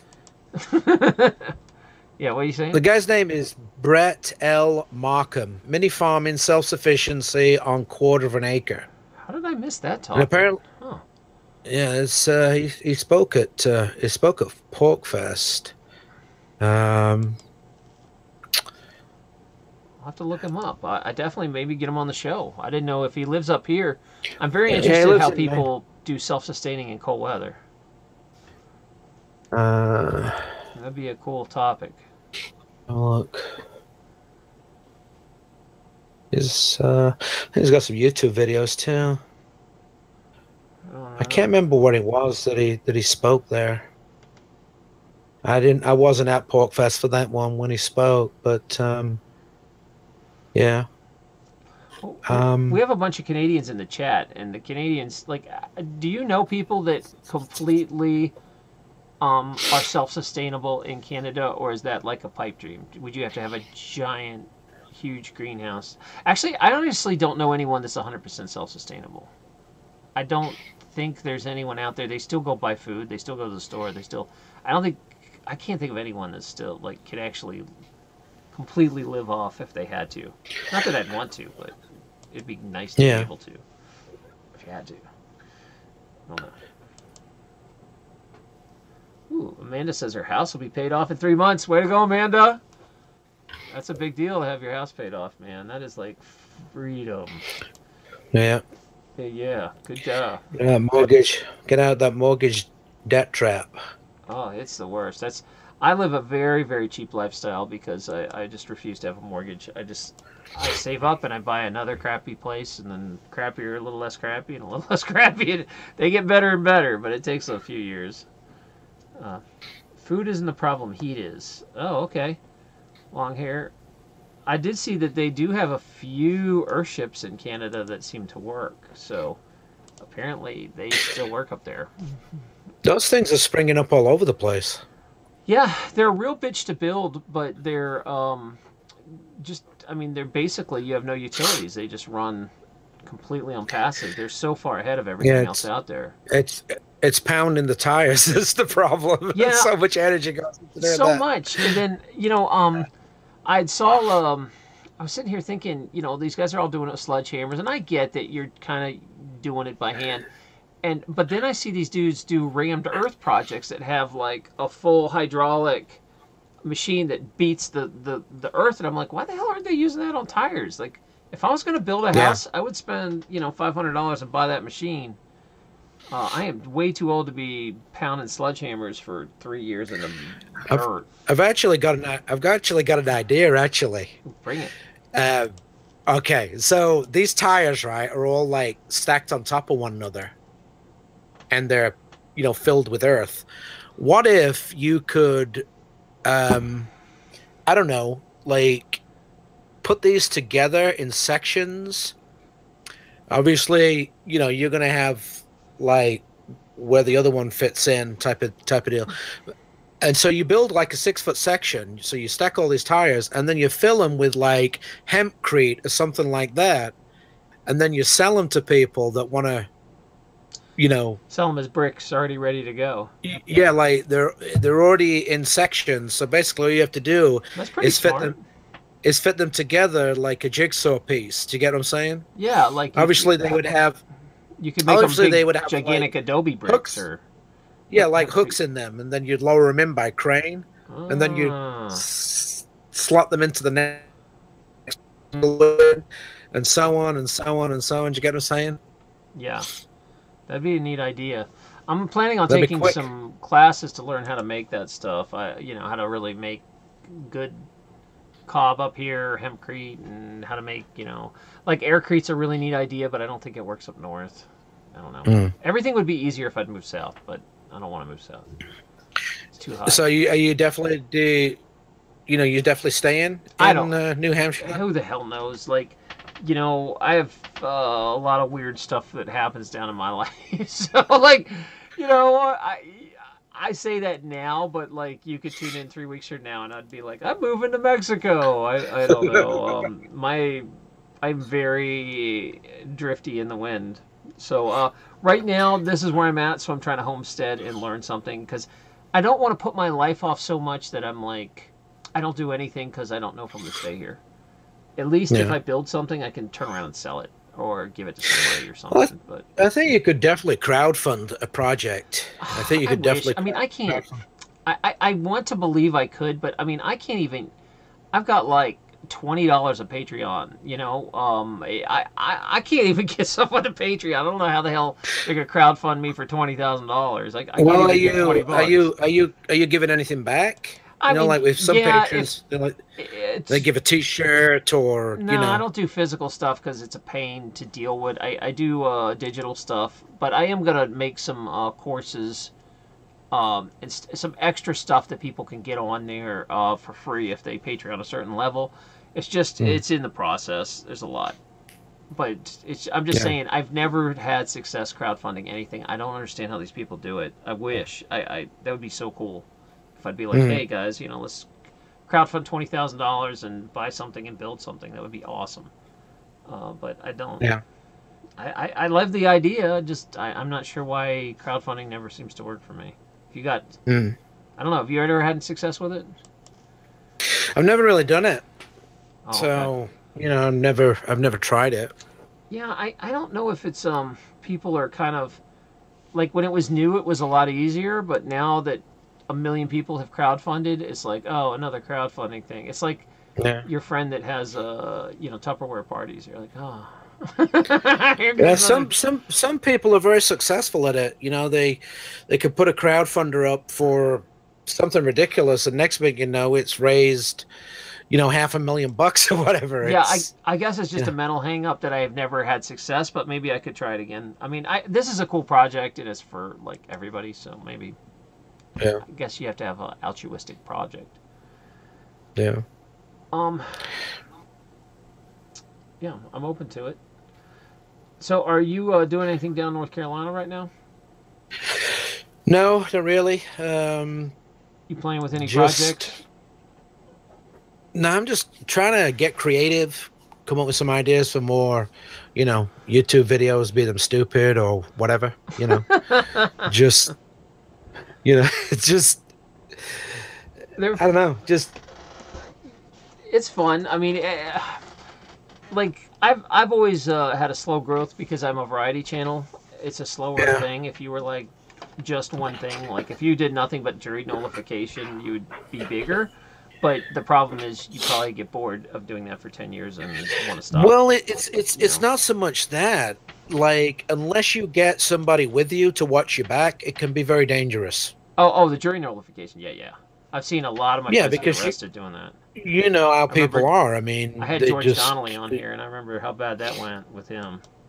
Yeah, it was bad. Mean, they don't want you, informing people of this. So they want you out of the way. And, they'll come, and there's videos on my channel where I'm being harassed. And I just leave. I don't try not to argue with them and just leave. And that's the problem. I mean, who'd have thought that handing a piece of paper with words on it outside a courthouse on a sidewalk that's not owned by anybody, it's just money that's coerced out of people, it's paid for by that, who'd have thought that was a crime and that you get moved on, and if you don't move on, then you're going to get kidnapped and caged. So it can be if you don't know what you're doing, and if there's nobody there to film what's going on, and then nobody wants to help you when it comes to if you do get kidnapped and caged. Nobody seems to want to donate any money to help you. You do get a few people, but it can be very expensive to go through all this. I mean, look at the guy up in where was it, Michigan, that was standing outside handing stuff out, and he went through that whole deal, and he ended up getting fined heavily or something. I can't remember what the outcome was, but yeah, I don't know. I didn't catch that one, but I have seen enough people that's happened to. It's different. I was going to ask you this because when we both kind of met each other, it was during that peak liberty, Ron Paul, Tea Party wasn't done yet. The Tea Party was still libertarian, not hijacked by Republicans. It was like 2006, 7, 8, and then it really ramped up, I think, around 9 and 10 when people all started moving to Facebook around, I guess that was about 2008. 8, 9, it went ballistic. And I feel like that was peak liberty, because I remember when the Mobile Home Diaries guys got arrested and they were bailed out in 30 minutes. People just sent tons of money and called the cops, and there was a time where if you did activism, everybody had your back. But then now I don't think it's that peak liberty died. The excitement died. Now, if you do activism, people don't back you up at all. It's changed a lot. I don't see but maybe they were good. Maybe they were good crowdfunders. Yeah, that's a secret. I don't think I would be so lucky. Just like you're saying about the. So the answer to your question is that no, I don't think I'm a good crowdfunded. I mean, I could hardly get anybody. I would post the videos and my blog posts about it, and then I get people commenting saying, "Oh, if I'd have knew you were there that day, I would have come out." And then the next time because I only work a block away from there, say it's in Miami, whatever. So there'd be 2 or 3 people that comment on the post, and I contact them via private message and say, "Hey, not tomorrow, but the day after, I'm going to be there. You'll come out and help me, And they'd say, "Sure," but then they never show up. So. But it's always good, if you're going to be doing something like that, to have somebody with you, especially with a video camera or the phone, to make sure that if anything does go down, they catch it on. Yeah. They catch it on video, because although I am seeing a lot less out there activism. There was a time where people were doing absolutely crazy stuff in Keene, New Hampshire. They were protesting police by going to smoke pot in the police station, like crazy stuff. And that stuff has calmed way down. I don't see anything too drastic anymore, because the shock value and the peak of liberty is kind of over. Well, you know why, don't you? As well. Go ahead, tell me, because maybe I don't. Because of 3 strikes and you're out, basically. If you get arrested and charged, isn't it a felony and not a misdemeanor anymore? I don't know. So there little stuff. I think if somebody gets caught shoplifting for a loaf of bread 3 times, I think then it's a felony, and then you're looking at some hard jail time. I don't know, but that would make Yeah, sense. I think The stakes yeah, are a lot that's higher. why I think some of them they did it and then they got arrested and they were supposed to show up in court and they left the state, so therefore that Oh, state then doesn't have jurisdiction over them, and then after 4 years, if they're not extradited back to the state, I guess the statute of limitations runs out. So then after 4 years, they could come back or something. I think because I remember Derek J did something like that where he had to leave the state of New Hampshire for a year because if he got arrested one more time, he would have been done. Like he would have served real hard jail time, and then he came back, and now he's doing activism again. So I just don't see that kind of like. To me, it was really popular and in vogue, and then it kind of slowed down and died. Like I don't Yeah. see it up here like it used to be at all. Oh no, I Um, mean I heard about some and crazy like this stuff. place was the hub for crazy Oh activity, yeah. crazy You- activism. It's not there's like like that 2 or 3 anymore. videos every day going up about people being arrested for Yeah. doing something that harmed nobody, Nope. And I think a demo said that he's done with it because Yeah, that guy's got arrested so many times. he's took it on the chin so many times, and it's like I think he said something about there's a lot of people that don't really care, so why should he carry on with this or something? I don't know. We're talking about civil disobedience, by the way. That's what it all boils down to. Yeah, and that's a topic for another talk because we could talk hours about you know about that. Like that, basically, bad laws shouldn't be followed, and it's your Yep. obligation not to follow bad laws. It's just something you need to do.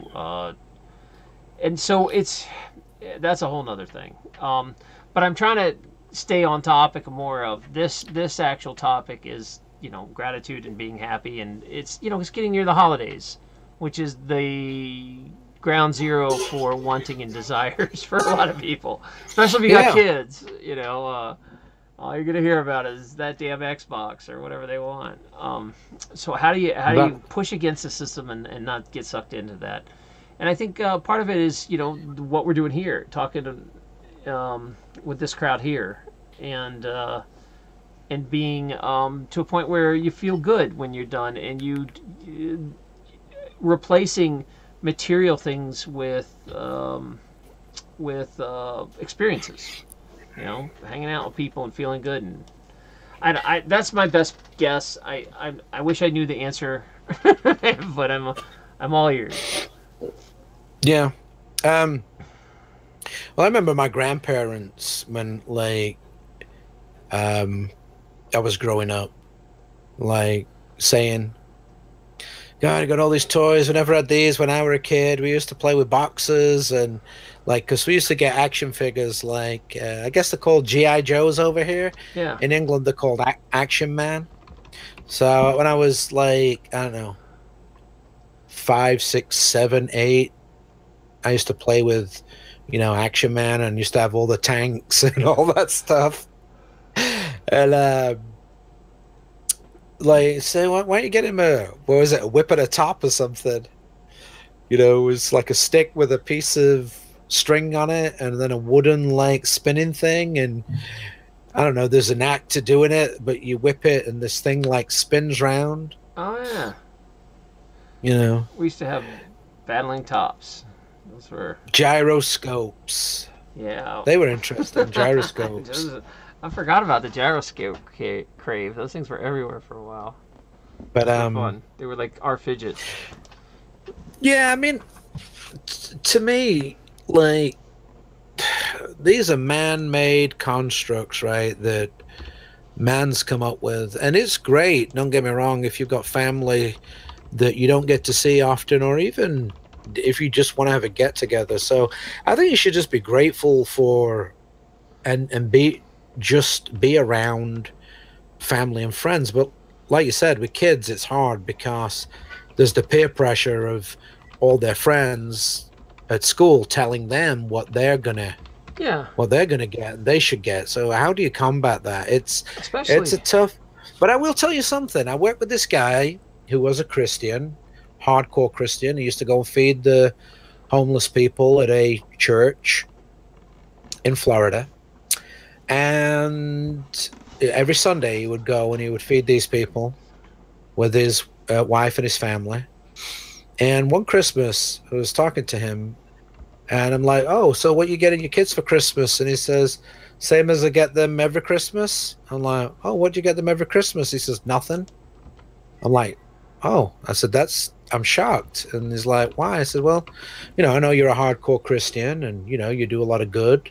You help out at the church, and you feed the homeless, and this, that, and the other. And I'm, kind of shocked that you're not celebrating it." And he says, "Well, let me ask you, James." He says, "Whose birthday was it? Why are we giving presents to people when it's supposed to be the birth of Christ? Why has it become that we give presents to people when it's not their birthday? It's a great time, don't get me wrong, to get together and celebrate by having meals and drinks and stuff like that, the birth of Christ. But why are we giving each other presents?" So that's my question. Why are people giving people presents for somebody else's birthday? Used to start because, well, that's the history of it. Christmas wasn't really a Christian holiday. It was hijacked from Saturnalia, which was Roman, basically one hell of a Roman party. And it was so crazy that that people were so upset about that the party got completely outrageous that they decided to sell Christmas instead and commandeer that holiday. So, if you ask real Christians, they know it wasn't Christ's birthday. The things don't line up at all in the Bible. But they commandeered it. So, a reason for the season sort of thing. But it's evolved into its own thing now with, commercialism and Santa. And I'm nostalgic. I still love Christmas. I still love Christmas lights. I love all the, good feelings that go with it. And I try to focus on those kind of interactions. Yeah, I mean, I don't, I try not to focus on the presents much. But, what I will say this, though. It's got to be super hard to have kids. I don't have kids. But imagine you're the guy that has to tell their kid, no, they can't have an Xbox. Yes, I know all your friends have an Xbox. Yes, they'll all have games and have this community without you, and you can't be part of it because you don't have an Xbox. They can't play with all their friends every night. That has to be really hard as a parent to draw that line. I don't know how they do it. Because you're being pressured by your kids then. Maybe they get it for their birthday and not for Christmas. I don't know. And it's not, it's not a need, I guess. Again, it's a want. So, but, yeah, I'm just, like I said, I'm grateful that, for being alive, for having my girlfriend, for living in a place that I live in right now, surrounded by these woods and the lake, and, yeah, I mean, life's for living, and should be grateful for that and be happy. I'm happy for your friendship, and I'm grateful that you've invited me on your show to talk with your guests. I'm very grateful for that. Thank you so much. Yeah, that's really nice. Thank you, because I was gonna, it's getting near the holidays, and I was planning on coming on around Christmas time and telling everybody how grateful I am for them and the love. And I'm grateful for Mr. Hobbs, who's just donated $15 to you as well. M. Hobbs, she loves me. She donates every show practically, and I don't know how I got so lucky. So thank you so much, M. Hobbs. I really appreciate it. Michelle, you're a good woman. I want you guys to also know that I'd like you to check out James' channel. I have his description in the link.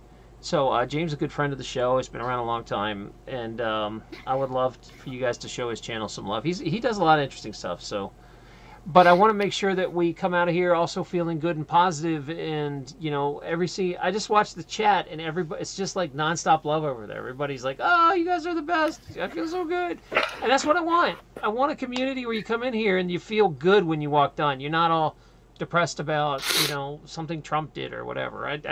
I want you guys to feel good when you walk the hell out of here. Yeah, we might talk about some tough tough stuff once in a blue moon, but we're always going to end with something happy. James, you want to go ahead? Yeah, go ahead, bud. Yeah, just I don't know. I think we should show more. I think there's a lot of love and compassion that needs to be shared more in this world. I think people need to be, more loving and compassionate, and try to, help, your fellow man, and think about what's happening before you get involved with anything. Somebody tells you something, try and look into it yourself before you get on board, with it, because it may not be, what you're being told, and therefore you need to start making your own mind up about it. But yeah, I mean, I'm grateful to, like I said, Taryn, for having me on the show. I'm grateful for everybody in the chat that's watched this, and don't forget to stick a like on Taryn's video and share it. And grateful for that. And yeah, I mean, Taryn, you're doing a good job with your shows and the people that you have on and the stuff that you do. And thanks, James. Yeah, you didn't have to say all that, but I appreciate it. It's very nice. Well, I come in and I see you love bomb the channel once in a while. Yeah, I don't always stay as long because I have to get up and go and do something else. Yeah, they're long shows. It's fine.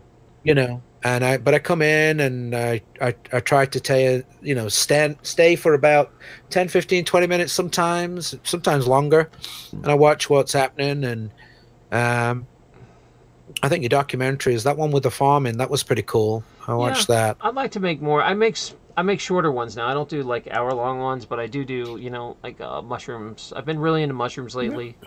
Got about 6 or 7 in brewing. I've been doing a brewing series of alcohol, which isn't healthy, but still fun. I used to brew. I told you, it was home brewing. We could talk about brewing. What did you brew?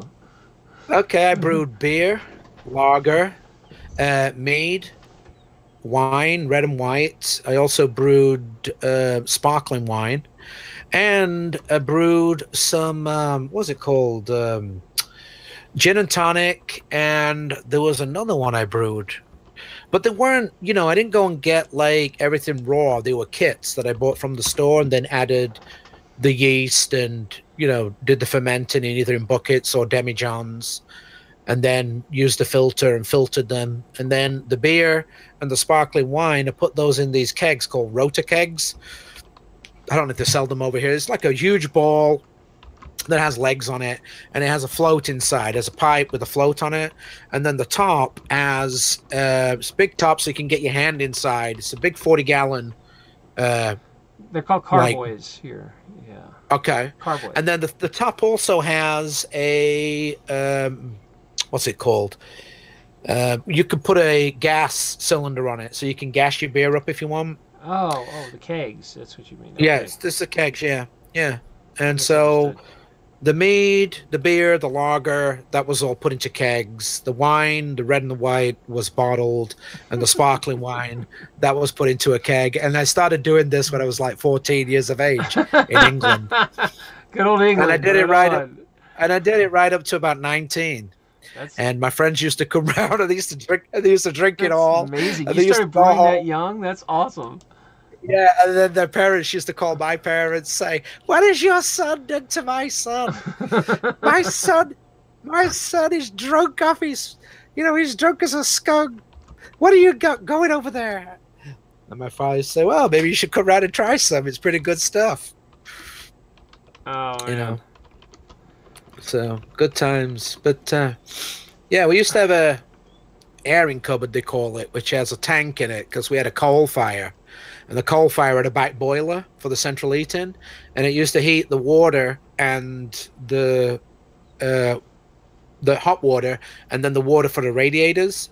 And then obviously in a central heating tank, there's also a coil where the hot water goes in and heats the water in the tank for the hot water for the house, but the coil is for the water that goes round for the radiators and stuff. Well, that tank always used to be hot, so you just used to put the buckets in there with the lids on. Really, that worked? And yeah, and the heat from the central heating tank used to keep it at a nice temperature, and Yeah, you used to stink the whole top floor of the house up because you could smell it. Like, gosh. That's pretty inventive, man. I have to say kudos to you on that.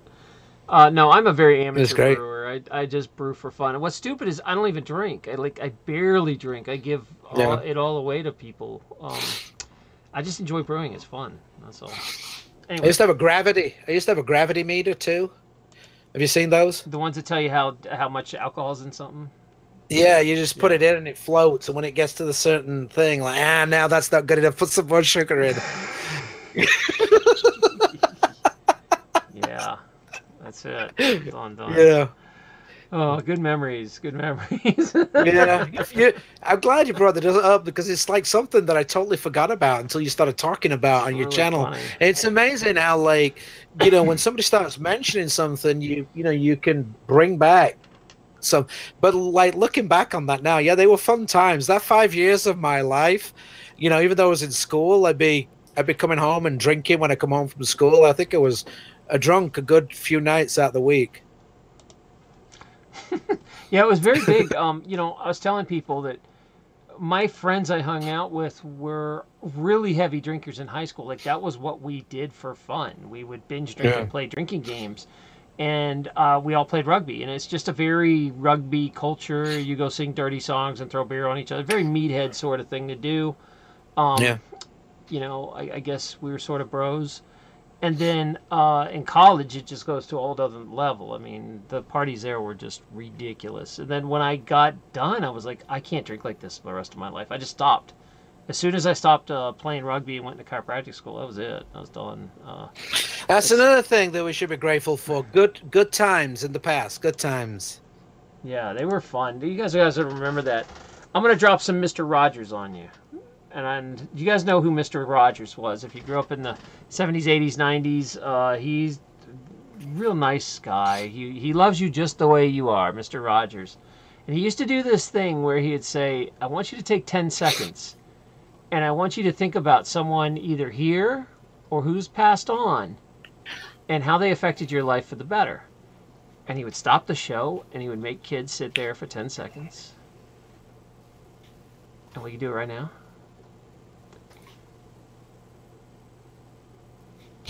9, 10. All right. And then he'd come back and say, well, how do you think that made those people feel? That you thought about them, how happy they would be, especially, the ones that have passed on. And I remember Mr. Rogers used to do that all the time, and it was such a good habit. I used to do that like at least 2 to 3 times a week. I would stop for 10 seconds and think of somebody that is either here or I can't be with or passed on. And I think it creates a really nice gratitude vibe to do that. So Mr. Rogers had a lot of stuff right. That was a good man, Mr. Rogers. I really loved him. Did you guys watch that? I guess. Oh no, we lost James. He was into it too much. Well, if you guys remember Mr. Rogers, yeah, we'll have to talk about him. That's a whole nother topic for a show because that was a good guy. All right, I'm going to wind this show down. It has been 2 hours, so let me wrap this up. We lost James. I'm not sure what happened to him. But thank you for coming on, James, and you can find his channel. You can also find his channel over at, I believe he's on Minds as well as I am. So if you're looking for alternative networks that are outside of YouTube, you can check us out. I believe he's on Steemit and Minds, so am I. DTube and Steemit and Minds, Library of Speech. If you do decide to go to Minds, if you're going to give it a try, please use my link. I have a link in the description that is an affiliate link, so if you're going to try Minds, it's kind of like a free speech platform that is for replace Facebook. It's basically Facebook without censorship and algorithms. If you want to try that, please use my affiliate link. They throw me a little cryptocurrency. It just helps the show. I'd appreciate it. That being said, I am very, very, very grateful for all of you, and I'm so happy to have you guys here. I'd hope to talk to you one more time before Santa comes. We're going to be watching Santa, right? Santa is coming. Are you guys ready? Because he knows this ominous presence. He was all about it before the government started doing it, tracking your every move. But that's it. Oh, James is back. Let him say his piece before we split. James, we're winding down. We're ending the show. I'll give you 3 minutes to say whatever you'd like. Yeah. Peace, love, understanding. Try and figure out where somebody's coming from. Um, I think, what is it? The old saying is peace on earth and goodwill to all men. And yeah, just be grateful for being alive, because you got a lot to be grateful of. And like I said earlier on, like, if you don't live in the country, go out into the country and go walking around for at least 2 hours. Find somewhere where you can go walking and try and get a little bit more connected to nature. And just look at all that beauty around you, because there's a lot to see. Every different season has wonders and beautification. And yeah, just appreciate your life and your friends, and just be as peaceful as possible. And that's basically all I've got to say on that matter. That's what I've got to be grateful for. Thank you so much. It was wise words, my man. Thanks for coming on today. I appreciate that. I'd like to have you on more often. And guys, check him out. I also said he was on all those other platforms I'm on. You're over at Minds and Steam It and everywhere else besides YouTube. But his YouTube link is in the description below. So be sure to show his channel some love. That's all. I'm going to wind this show down. Unless you have something else you want to add? I appreciate it, Aaron. And yeah, let's do it again some other time. I'm grateful. Thank you. You bet. All right. So I want to talk to you guys there for a sec. We're talking about how awful I am at crowdfunding. There's the Patreon right there. So if you get a minute and you'd like to see me get off the YouTube welfare, I would love to move away from YouTube some and support these other more free platforms. But it is a transition and it takes time, and Patreon is hopefully my way out. So you can, if you don't know what Patreon is, it's a way to support the show for as little as $1 a month. So for $1 a month, you get $1 of karma. It'll help out, but it helps me be free of the YouTube shackles and say what I want on here and not get censored. Not worry about it. Anyway, if you're still watching YouTube though, you can click. You'll see some stories appearing right here, some other live shows. Keep watching. YouTube loves watch time, so keep watching on. I really appreciate you. I am very, very grateful you came today. Lots of love, support each other, and be nice to that cat. Happy holidays.